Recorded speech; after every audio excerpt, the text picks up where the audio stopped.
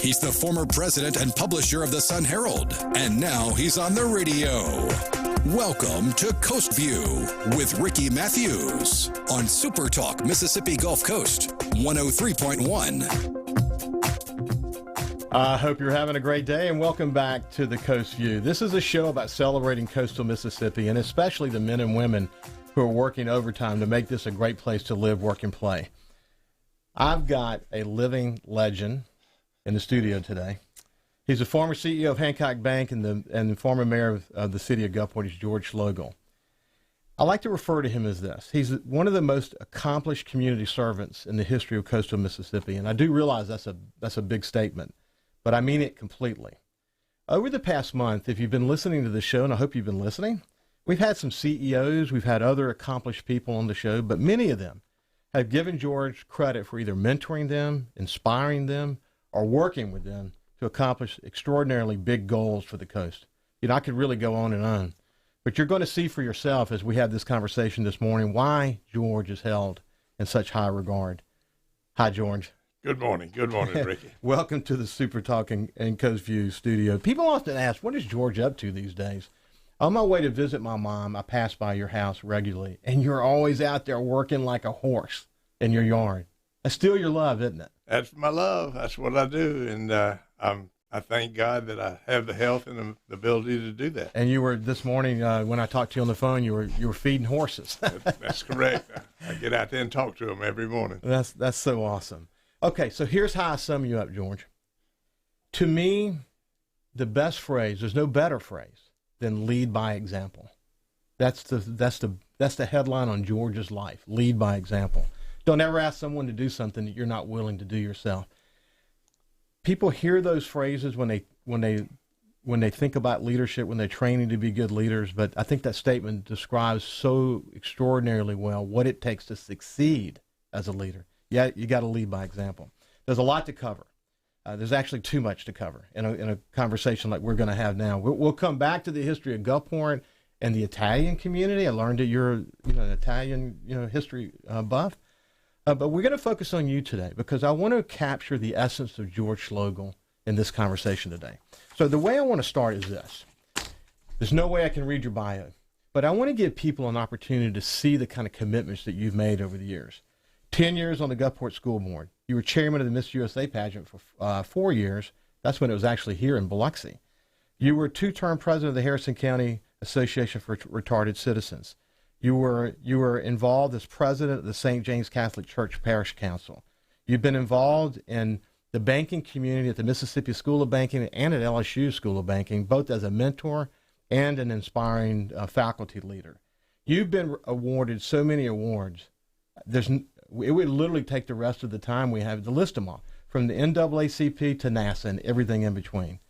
You've, as I mentioned a minute ago, you're an ardent historian on Gulfport, the coast, and even the Italian community.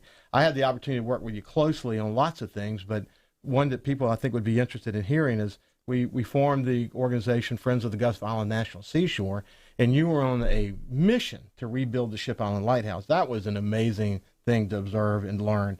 So all of this while growing Hancock Bank to be one of the most respected banking institutions in the country, focusing on your family and your church. George, I could keep going. What is it? Where does this fire, this desire, this passion, this longing to leave your mark come from? Where did that come from? I had 5 older sisters and an older brother. So I was the baby of 7 from a mother who was a first-generation Italian. My grandparents on my mother's side lived with us, never spoke English. I was exposed to some people and some things as an infant that had to make you want to do better with life. I've been so blessed with the people that I was associated with when I came along. Mm-hmm. On my daddy's side, family from Germany, worked hard on everything they did, and good enough was never good enough. Never good enough. To come up in that environment, you just do what you have to do. But the big thing, I think, is where we live, Ricky. Yeah, yeah. We live in paradise.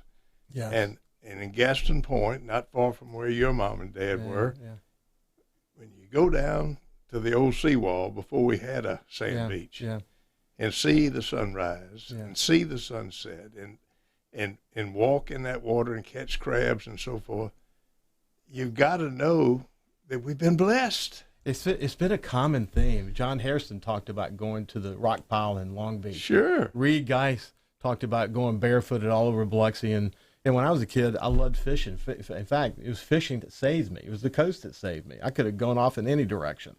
But it is something that gets in your blood. But it's more than that. You fell in love with the coast, but you had this dogged desire to work hard, to learn, and to make your mark.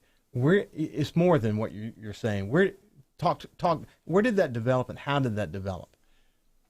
Well, my dad was a farmer, okay, and he had the crops and the chickens, and before I went to school, before I went to the first grade, me and my brothers and sisters got to be a part of that, and I became the salesman for his product. Yeah.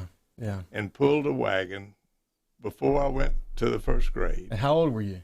I was 6, and I sold vegetables and eggs to the housewives of West Gulfport. And then you became a carrier, a newspaper carrier. You were too young to be a newspaper carrier. Well, I was 8, and I knew everybody, so it was obvious I needed to do that. But I had to get somebody older to take the route, and I had to go through them. But I learned some things along the way. For instance, on Saturday morning, you had to collect your money. Yeah. And so you had to get that quarter. Yeah. And you had to have the money turned in to the Herald real early. That meant I had to wake people up by knocking on the door and saying paper boy and so forth. They didn't want to wake up on Saturday. I understood that. So I recall from being with the people that I was able to associate with, penny boxes of matches used to be, a lot of folks smoked, and a little old box of matches was a penny. Well, I saved the boxes. So I would go to the folks and say, instead of me waking you up, let's put this box on your porch, and you put your quarter in there, and I'll get it out of the box, and I won't have to wake you up. Well, that's great. And I learned that communication back and forth created a bond with people of wanting to do things together. So you understood, I was talking to someone here actually at the station about this morning, that relationship, the ability to look someone in the eyes, to show them that you care, that you want to get to know them better, that was actually beginning to develop really early in your life. Absolutely. And you got some learning along the way, but it was that quality that carried you through success up until this point you're at today. Yeah, let me give you an example of learning that. I had my vegetables out on my wagon, and let's say that one of the housewives was going to buy some bunch of turnip greens from me, and so she picks up the turnip greens. And she's got 2 there, and she's evaluating which one weighs the most. What am I going to get the most from? And so let's say that I was selling them for 15 cents a bunch. Mm-hmm. I quickly learned that when that lady had those 2 bunches of turnip greens in her hand, they cost 15 cents a piece, and she was trying to make a decision, I'd say take them both for a quarter. And she'd do it every time. And so I learned that you make decisions easy for people to make, and that makes them easy for you. So you started at the bank in the mailroom. Yeah. When my dad died when I was in high school, and I had been working at Jitney Jungle packing groceries for 40 cents an hour. Dad died, and they had a job in the bank for $1 an hour. That's big time now. Yeah. $1 an hour working after high school. I was 16 years old. They hired me. Now, I had been the paper boy uptown, so I already knew most of the folks, but they hired me for $1 an hour. And Rick, it opened up the world. It was unbelievable what it did for you. Opened up the world for me. What did you immediately realize?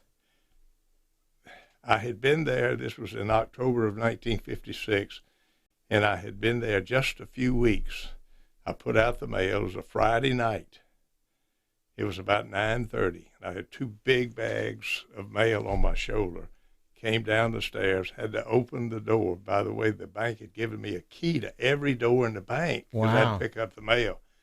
Leo Seal Sr. was at his desk. You can continue. Go ahead. Yeah. He saw me coming down the stairs, knew that I was going to have to unlock that door. He jumped up from his desk, held up his key, and walked over and opened the door for me so I didn't have to put my mail bags down. And Ricky, he looked at me. I'd only been to the bank now for 5 or 6 weeks. I was $1 an hour mail boy. He was a guy who walked with Kings, president of the American Banking Association. And he looked at me and said, George, all my name, George, have a nice weekend. Wow, that's great. Let's do this. We're going to continue this conversation. Went from mailroom to CEO of the company.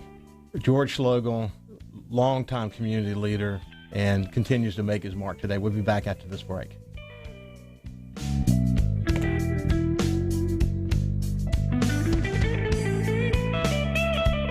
Does climbing the flight of stairs to your elevated home make your joints ache? Need an outdoor elevator for your home or business? ELS Lifts provides residential, commercial, and cargo lifts designed to withstand the harsh coastal environment to simplify your elevated living needs. Every ELS lift is fabricated with marine-grade aluminum using stainless cables and hardware. Available for beach homes, commercial buildings, barns, and even houseboats. Call 888-990-LIFT or visit elslifts.com.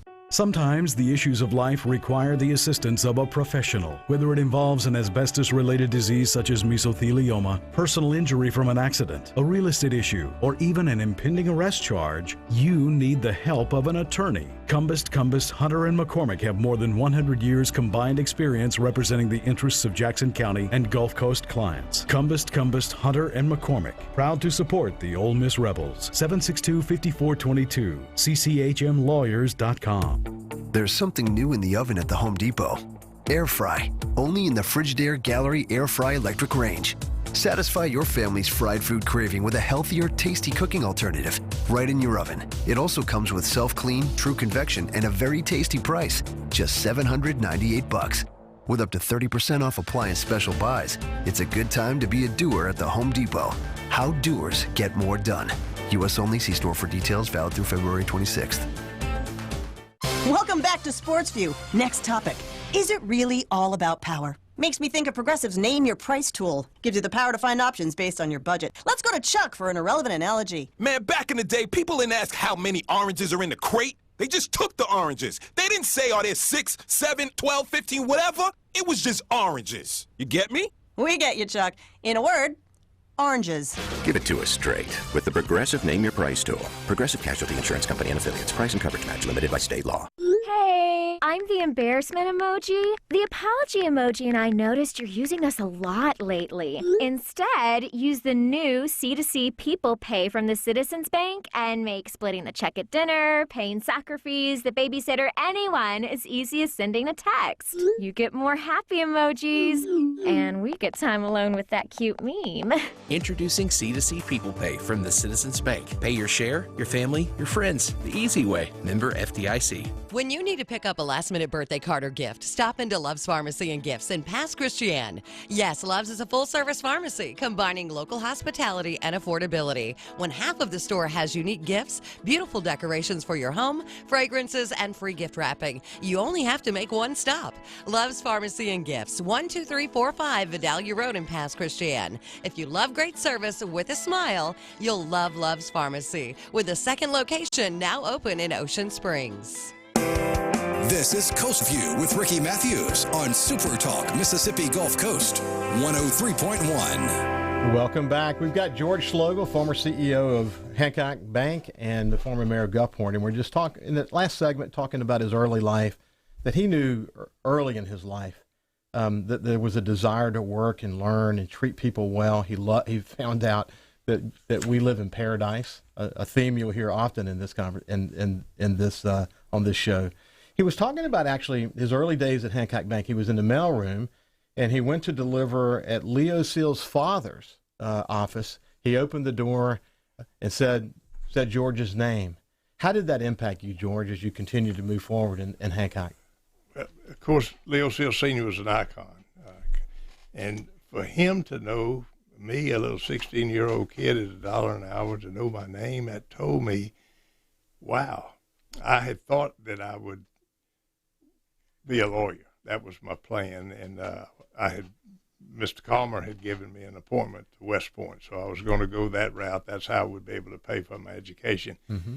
But when Mr. Seal opened that door and said, have a nice weekend, George, by the time I got to the post office, which was just a block and a half away from the bank, I had already at that time made the decision that I would be at the Hancock Bank for the next 50 years of my life till I could retire. That's what motivated me to say, this is my niche. You knew it then? I knew it. And there was never any doubt from that day forward. So give us the short story on the route you took to CEO. Well, I was able to go to the community college, to Perk, after I got out of high school, and continued to work part-time at the bank. And LSUNO opened in New Orleans at the time, now the University of New Orleans. So that was my vehicle to get an education, because didn't have any money. Yeah. Went back to Hancock and I worked at the Whitney Bank in New Orleans on the night crew to get myself through college. Went back to Hancock Bank and started there in a very low role as purchasing agent and so forth. And one day, Leo Seal Jr. called me into his office, and of course I was scared to death. And he said, "How you doing, son?" Blah blah blah blah blah.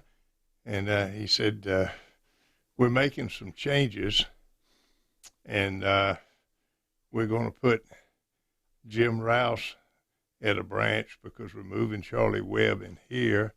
And Jim Rouse was in charge of public relations for the bank. And I was 23, 24 years old, and he said, "We think we'll put you in charge of public relations and advertising." Wow. Yeah. I said, "I'm an accountant. That's what I studied in college. What do I know about public relations? And do you really think that I can do that?" And here was Leo Seal Jr.'s tale. He said, "George, do you think Dwight David Eisenhower was a good second lieutenant?" And I said, "Well, of course." And he said, "Well, what if they'd left him there? Do you think we would have won World War II?" And I said, "Gosh." He said, "Let Eisenhower be your goal." And from there, he enabled me to work in every single department in the bank. The only thing I never did do is I never sat on a desk and loaned money. Now, I dealt with some bad loans after the fact, but I never did loan money. But he took me through every single department. And Tom Milner was my mentor. I worked under Mr. Milner. That was my direct supervisor. They were preparing me, not giving me the job, but preparing me that when the job came open, could I fill it? Yes. I wasn't thinking about being president. My only goal was to be successful at whatever job they gave me. Yes. Mm-hmm. And one by one, first thing you know, I got to be president. So in your Who's Who nomination for a business award, Paul Maxwell wrote this: "George Schlegel is a gentleman whose principled and compassionate, yet straightforward in his way of approaching mentorships, and whose honor and integrity in conducting business and civic affairs have inspired many young men and women toward lofty personal and professional accomplishment." So it was clear to me that whatever Leo Seal Jr. did and whatever Tom Milner did made a huge influence on you in terms of how you were going to conduct yourself as a leader in the organization and the people that you were going to inspire.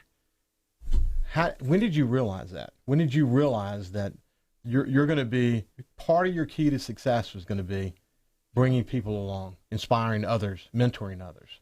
The best example I have of that is I had a desire to put the Ship Island Lighthouse, a model of the Ship Island Lighthouse, on top of the old bank building. And that was not a good idea, but I thought it was going to be a wonderful idea because it became like the Falstaff in New Orleans, full weather vane and so forth. Yeah, yeah. Anyway, did that, and it didn't work. I mean, it was a terrible, terrible idea, and, of course, the whole world could see it. Yeah. I went to Mr. Milner, who I had harangued for about 2 years to let me do that. And after I called him Mr. M. I said, Mr. M, you knew that wasn't going to work. And he said, mm-hmm. And I said, and you sat there and watched me step by step over that 2 or 3 year period make that mistake. And he said, mm-hmm. And I said, how can you justify letting me make an error like that? And that thing cost us $18,000. And I lost that $18,000 when it didn't work. And Mr. Milner said this, George, I think you're going to be here a long time, and I bet you never make that mistake again. Well, what a revelation to say, let people make mistakes. He just spent $18,000 on your education. He did. And we've got to let people make their mistakes and learn from those mistakes in order to help them grow. And he taught me that by example of let people be what they can be. Yeah. And what a wonderful thing to have taught me that experience with my mistake. Yes. Roland was like that toward me as well. Yeah. He was, he just seemed to understand. I mean, even before, I'm sure that this is the case with you as well, that before you even realized you were ready, they had already identified you. They'd already figured out this was the route they were going to take with your future. And you learned from that. And then you began to understand, this is how I'm going to conduct myself with the people that I mentor. But your mentorship went way beyond the bank. It went into the community. It went to people that you would touch along the way. When did you realize that your developing leadership skills were going to have such a powerful impact on the people around you? Well, again, from what I learned at the bank and the examples that my mentors gave me, but one of the things I learned, and this helped me, in 1952, there was a race for mayor of Gulfport. Billy Meadows, who had been a state representative, Mm-hmm. running against Judge Billy Hughes, Judge William Hughes. This is the current mayor's grandfather. Mm-hmm. Billy Meadows had lived next door to my mother. We were close friends of the family. Judge Hughes was an usher in the St. John's Church. I saw him every day, and I watched those two men compete for the mayorship. Mm-hmm. And I watched what they did and how they did it. I was 12 years old at the time, and I said to myself, both of those guys, good guys, have made a commitment for the Gulf Coast, for Gulfport specifically.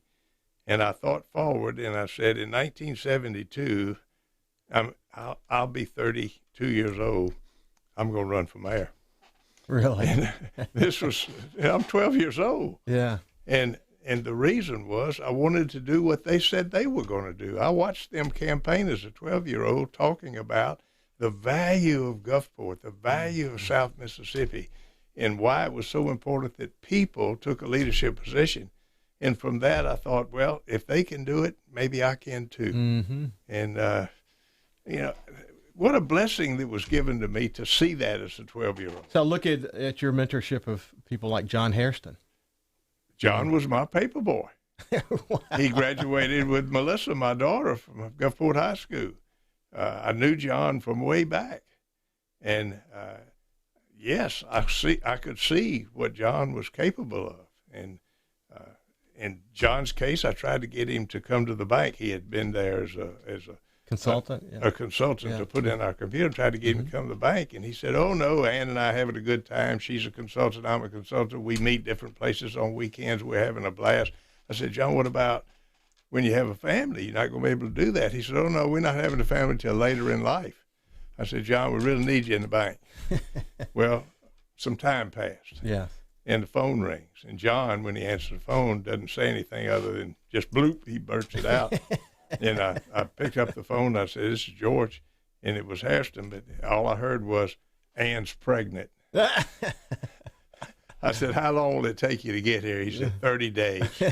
That's how we got John Hairston. But it was bringing a young man who came up in this community and got the benefits of living on the Gulf Coast into the bank to give him a chance to do his thing, which he certainly is doing. The interview with John, if you haven't seen it, it's at SuperTalk Gulf Coast. You can see the conversation with John Hairston, but he talked about getting his engineering degree and joining the consulting firm and ending up in the banking industry.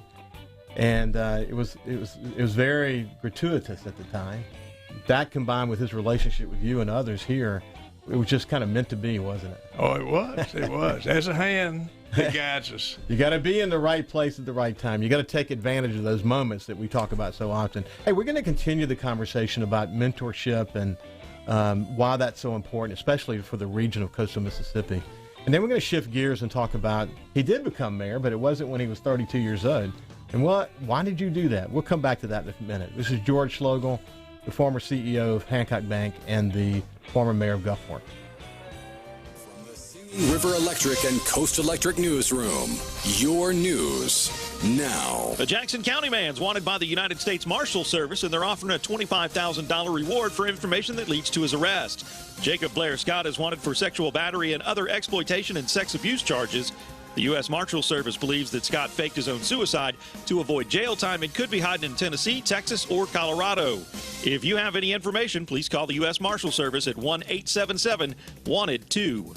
After a 2-week search, Biloxi High School now has a new principal. Teresa Martin has been chosen to take over. Martin's been with the Biloxi School District for 20 years. Most recently, she was the principal at North Bay Elementary.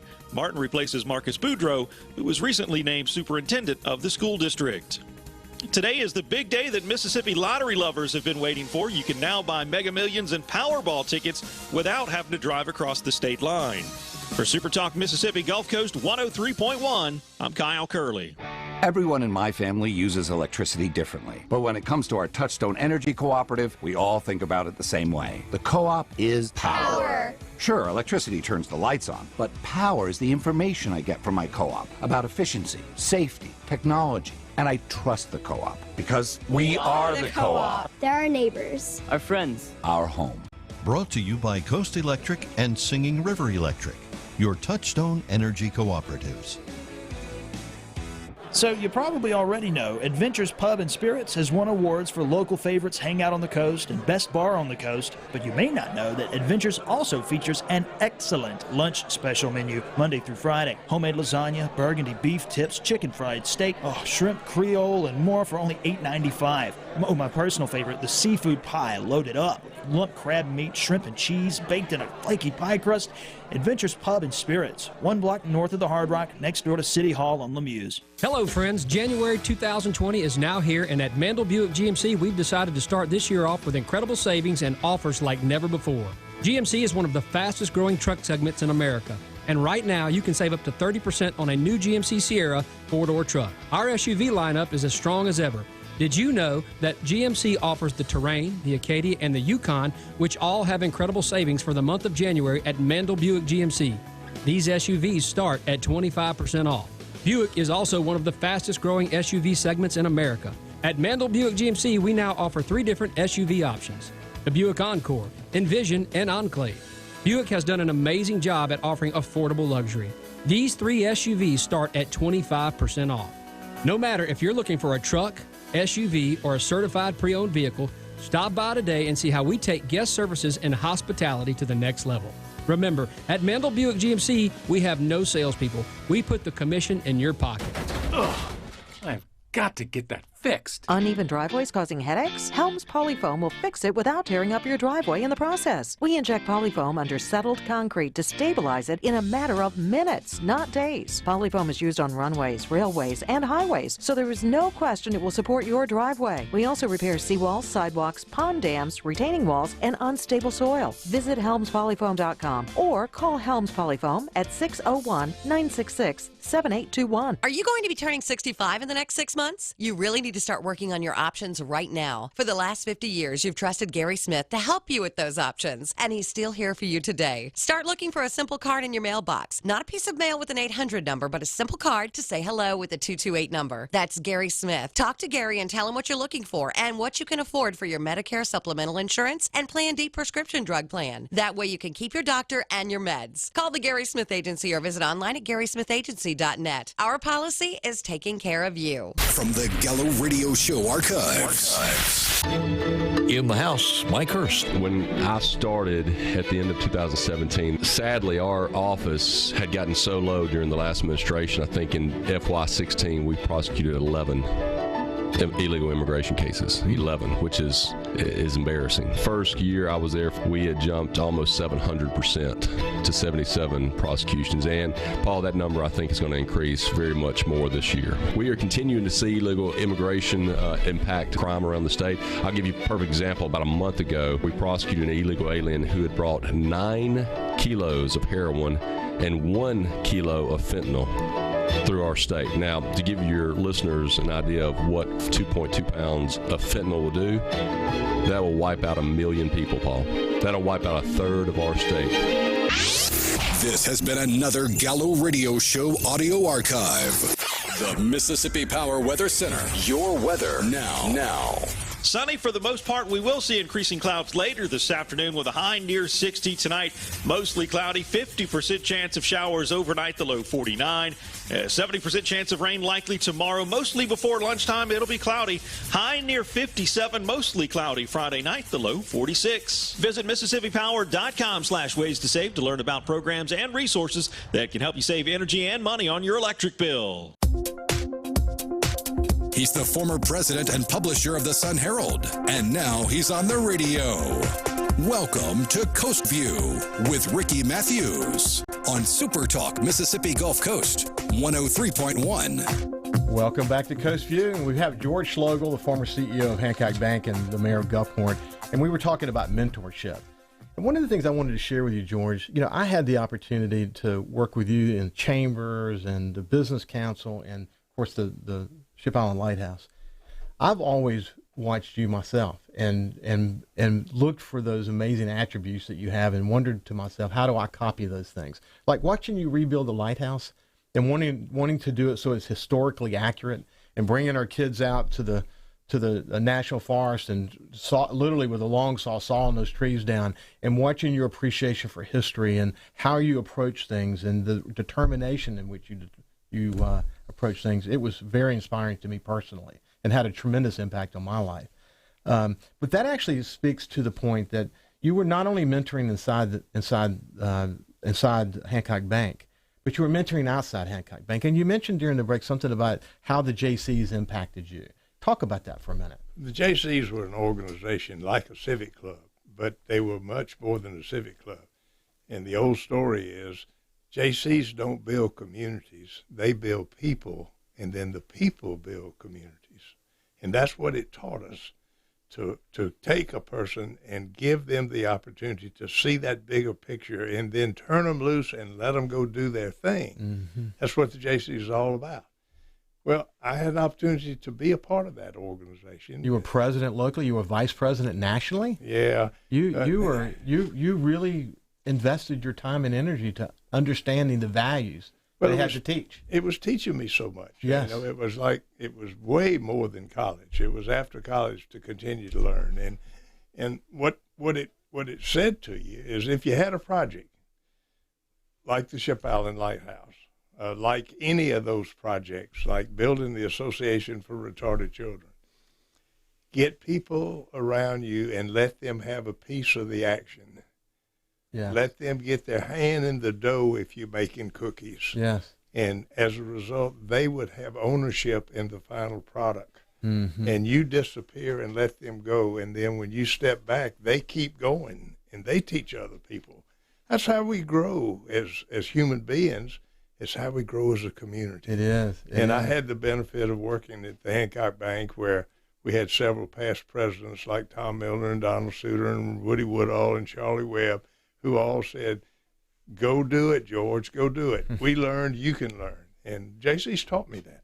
Well, I remember, the Ship Island Lighthouse. That could be a whole hour-long conversation. But when we had these virgin pines, longleaf, I think we were using, and we had to get the saw company to come in here and set up, and we had to do a special way of cutting those things. And then we said, how are we going to get this thing assembled? And George said, no problem. We're going to get the CBs to do it. And you reach out to the CB. How are we going to get this thing? Well, you reach out to Cotton 4. One thing after another, we brought these people together. But you continue to reach out. I'm asking you this because I don't know the answer to the question, but how is it you identified people in the community that you were going to latch on to and say, I'm going to spend a little bit more time with that person? How did you decide that? Mr. Milner one time told me when I asked him a question, Mr. Milner, what can you tell me I need to know in order to shore up my fallacies and so forth? And he said, George, the average person's average. I thought about that a little bit. And I thought, well, that means most of the folks that we come along with are average. What do? We give them above average opportunities and see if they can expand. Mm-hmm. And I had that opportunity, but it gave them ownership in whatever we were doing. It wasn't about me. Yeah. It's never about me. It was about the project we were doing. It was the Ship Island Lighthouse. It wasn't just building a lighthouse. We could have bought that. Yeah. It was making sure it was paid for on the front end so we didn't have any debt, mm-hmm. and making sure everybody that touched it learned something by it, and that every tree we cut, we planted 100, and who do we get to plant them? Mm-hmm. Those little boys and girls who today can look at big trees. What a great experience that was. It's thinking about the bigger picture. Yeah. It's not just about a lighthouse. I wonder when I go by there, by the way, I bet those trees are now full-blown. Trees are big. That's right. Well, I had a great visit with Chrissy Pickering, who wrote that wonderful book, Courage, about what a lady. 21-year abusive relationship. What an inspiring conversation that was. But she gives you credit, George, for a lot of that she's achieved in her life. Well, I don't deserve any credit. I'd recognized in Christy really early on when she was leading Rotary Club in Biloxi, and seeing the things she was doing in the community, that here is a lady who was at Southern Miss with my daughter.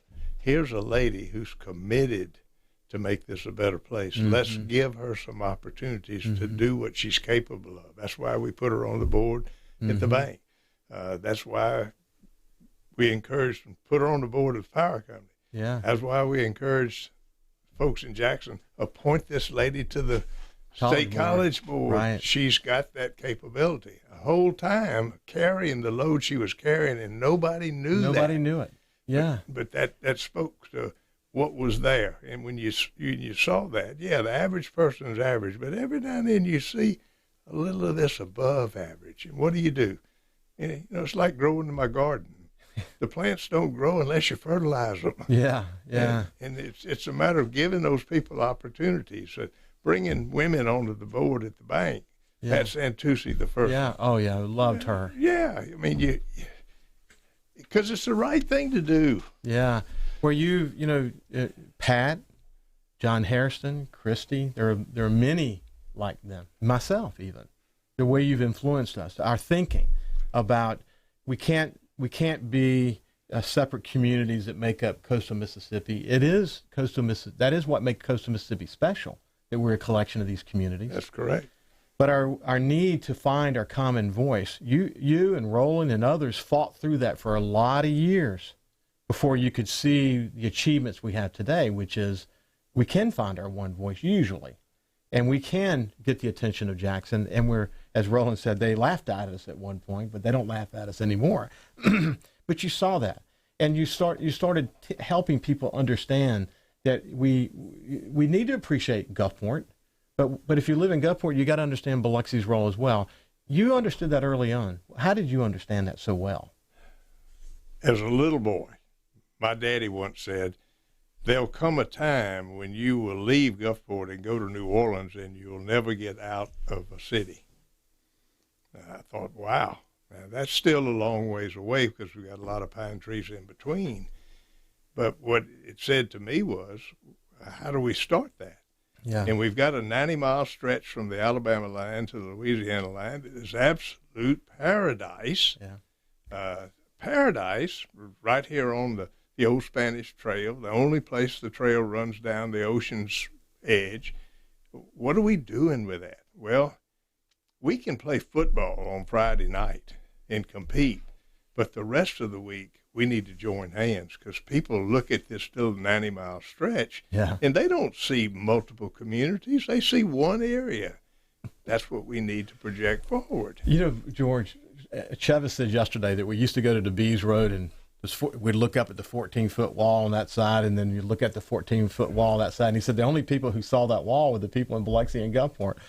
But it is an interesting part of our history, isn't it? Well, and it's okay. It was my class in class of 58 that conflicted with Biloxi and maybe couldn't play ball anymore. Okay? Wow. And because the fight got that bad. I learned from that. That's a bad thing. When I was on the school board, we petitioned, let us play again. Yeah. And we did it with basketball instead of football. It worked out pretty good to put our communities together, because what helps Biloxi helps Gulfport. It helps Moss Point. It helps Waveland. There's no difference. All it is we get a different boundary line. But that's our strength as well as our weakness, because sometimes we drop that boundary line when we need to do things together. And Jackson doesn't understand the boundary lines. No. They see us as the Gulf Coast. Yeah, the other thing that you engineered, we don't even have time to get into it, but while you were on the Gulfport, school board, Gulfport East and Gulfport High came together as one high school. That was an incredibly important accomplishment, wasn't it? It took 22 public hearings, and it took, you cannot imagine how, but I could not see Gulfport being separated. Yeah. And we finally got it to a vote, and the vote was 4 to, of the 5 school board, it was 2-2. Wow. They couldn't go. Yeah. And, but I happened to be the chairman, and so we broke that tie. Yes. But before we voted, we said this: whichever way it goes, we will take the official vote and make it 5-0. Yes. And the 2 that were opposed came along, and so on a vote of 3-2, it became 5-0, and we now have 1 high school rather than 2. And the rest is history. It's part. So in the next segment, which is a shorter segment, unfortunately, I wish we had 10 more segments. There's so much to talk about. But I want to hear you talk about, number one, after such a great career when you could have rode off into the sunset, you decided to become mayor of Gulfport, or at least to run for mayor of Gulfport, which you became. Why did you do that? And then I want to look back, because I really want to, in your elevator speech on life, what are the ways that you want to be remembered?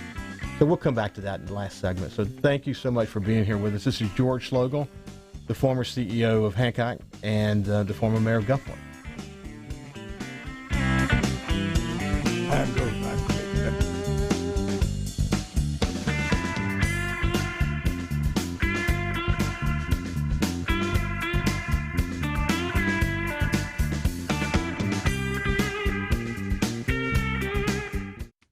Into esports? So is Big Play. Check out Big Play's brand new esports virtual reality attraction with cash prizes paid weekly and monthly. Guaranteed to pay $100,000 this year. Plus 2 massive arcades, bowling go-karts, 2 mini golf courses, 2-story state-of-the-art laser tag arena bumper cars, and right now, get a $50 game card for $25. Visit SuperTalk MS Gulf Coast on Facebook and print on demand. Big Play Entertainment Center. Bowl, play, eat. I'm J.B. Brown, one of the sports medicine doctors at Bienville Orthopedic Specialist. So athletes put their bodies through an extreme amount of activity, and sometimes they will have strains and sprains. So the difference boils down to a couple of different things here. Sprains are typically used to refer to stretching or tearing a ligament, and ligaments connect our bones together. Strains, on the other hand, are referred to muscle injuries or tendon injuries, which attach those muscles to the bone. Anytime an athlete experiences either of these, their symptoms always include pain, swelling, soreness, and if it's severe enough, enough, they may not be able to continue in their athletic endeavors. Sometimes they'll have bruising and stiffness, and sometimes muscle spasm occurs. So once that happens to an athlete, we recommend that they discontinue their athletic activity and seek some medical care. What we like to do is to get the body part elevated as soon as possible. We like to place ice on it. We start anti-inflammatory medications. So this gives them a chance to start the healing process quickly, which allows us to get them back into the game sooner than if we waited a little bit later. What would you do with extra cash? Take a bucket list vacation?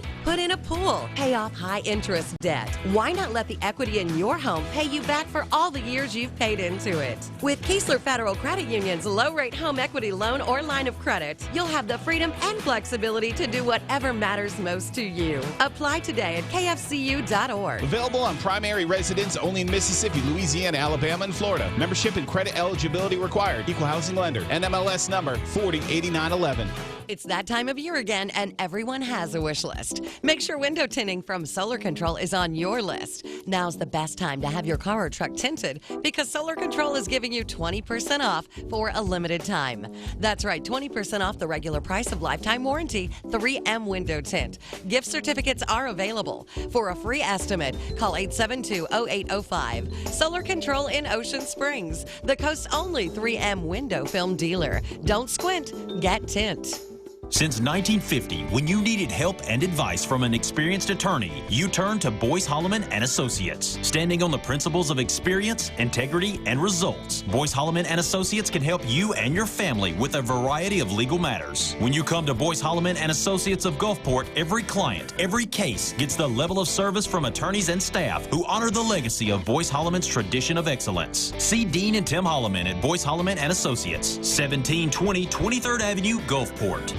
In the house, none other than the executive director of MDA, Glenn McCullough. No less than CNBC last week said Mississippi is taking the lead along with North Carolina, I think in Montana and Rhode Island. They mentioned Ingalls Shipbuilding and the integration of young students into the workplace was with the Toyota Wellspring Fund, with the principal from New Albany High School. He said our 10th graders right now work on equipment that's in the Toyota Corolla assembly plant in Blue Springs, and they are so energized and excited they cannot wait to go to work and assemble automobiles. All of our work on drones, all of our work on building helicopters, our radar system in forest, automobile entry. There's a lot of good things going on that you only hear here because most of the media out there would not tell you. We tune into the Paul Gallo Show, Super Talk, Mississippi. I'll use that as a promo. Thank you, sir. From the Gallo Archives.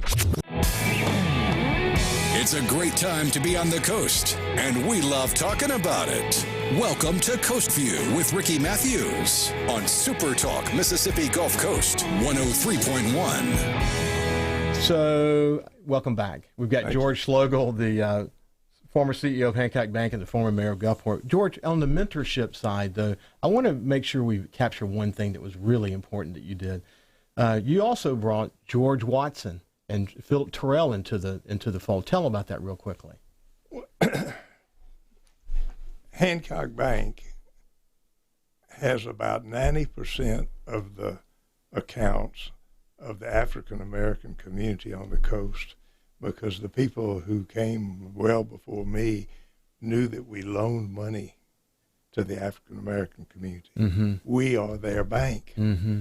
Well, they needed to have people on our board of directors. Yes, yes. And people like George Watson, who served as public service commissioner and served on IHL, they needed to have a voice in what we were doing in the bank.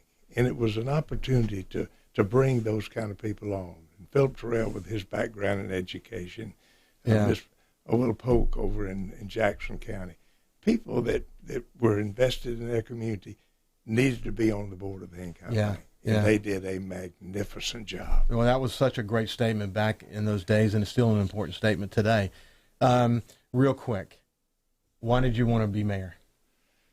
Well, from 1952, 32, when you were as a 12-year-old, I had that quest. And so come my 32nd year, I resigned from the bank to run. And a group of people on the board of the bank convinced me that would not be a good thing for me to do because I had 3 children that I needed to educate, and I couldn't do that on the mayor's salary. And I certainly didn't want to take things under the table. And so they convinced me to stay in the bank. But the desire never left. And I ended up retiring from the bank, and we had just had a hurricane, Hurricane Katrina, bad as it was. And Brent War, who like one of my youngsters, his sister had worked for me in Harbor Square when we were building Gulfport, was doing a good job. I agree. And he got in a mess. Okay. And that job needed to continue, and Gulfport needed to get cleaned up. And the port was in less than good shape. We need to get it built. And then the thing that was most important to me was early childhood education, which we hadn't been able to get going. I thought maybe we can do that if we're in the mayor's office. And so you did it. So I said, let's give it 4 years. Not 8, not a career. Let's give it 4 years. Let's do what we can do. Let's bring in some people so we can let Gulfport be the Garden City of the Gulf South. So I think people are just thrilled that you took that role and left a legacy as it relates to the city of Gulfport and your mayorship. But as you look back on your life, what is your legacy? How do you want to be remembered? I don't want to be remembered. You're going to be remembered, so you might as well influence that. I don't want to be remembered as a personality. I would like the things that we get done to continue so that other people can have the same opportunities that I had as a youngster in West Gulfport selling vegetables. And if we have those kinds of opportunities taking place, even though they will never have ever heard the word George Sogel, if they can come back home and be a part of that success, that's what I want. I made a talk to my senior class in Gulfport High School, and it was this: as Gulfport grows, there's a gulf of bountiful opportunity available to us if we stay here or come back here and take advantage of this paradise. I still believe that. I believe that our future is our young people. And if we can have an environment where they can flourish, not necessarily monetarily, but flourish of enjoying this paradise, and if I can have a little piece of that, even I'm not identified with it, a little piece of making that happen, quality of life. That's what I want. Quality of life is so important at the end of the day. You know, we've said it over and over again in these conversations we've had, but our number one export is our talent. Yes. So this is why you've been so focused on economic development and education and quality of life for your whole career, because you knew that that was the magic formula for bringing people back here who left. And even in this comment that you just now, you said, you know, you want people to come back because they're gonna go explore the world. That's okay. They're gonna be better when they get back, aren't they? That's exactly right. And those who don't leave, that can rear their families here so that their children can have the same things that you and I had as children in West Gulfport. That's the legacy I want. I want their success to be my legacy. Without my name being associated with it. I can't agree with you more. I think that will be your legacy. Your legacy is going to be about leadership. It's going to be about compassion. It's going to be about, you know, building a strong bank that has served this area for such a long time and passing on, passing on, not giving someone the fish, but teaching them how to fish. You have a history of that. And as I said at the beginning, the best description of you is leading by example. Just lead by example. If you lead by example, then you can inspire people because you're showing them that you're willing to do things that you're asking them to do. And, just like this morning, feeding your horses, you're willing to get your hands dirty. It's been a pleasure. I can't tell you how much I've enjoyed this conversation. I can't wait to have you back and talk about the history of Gulfport and the Spanish Trail and what that means. There's so much to talk about. Well, so God bless you, George. I'm honored that you let me come on this program. I commend you for doing it. And the people that you've had on that I'm listening to, they've been some wonderful folks. There's a lot to learn. I hope young people will listen. There's a lot to learn. A lot to learn. Okay, well, have a great day, and we'll see you tomorrow. Thank you, Ricky.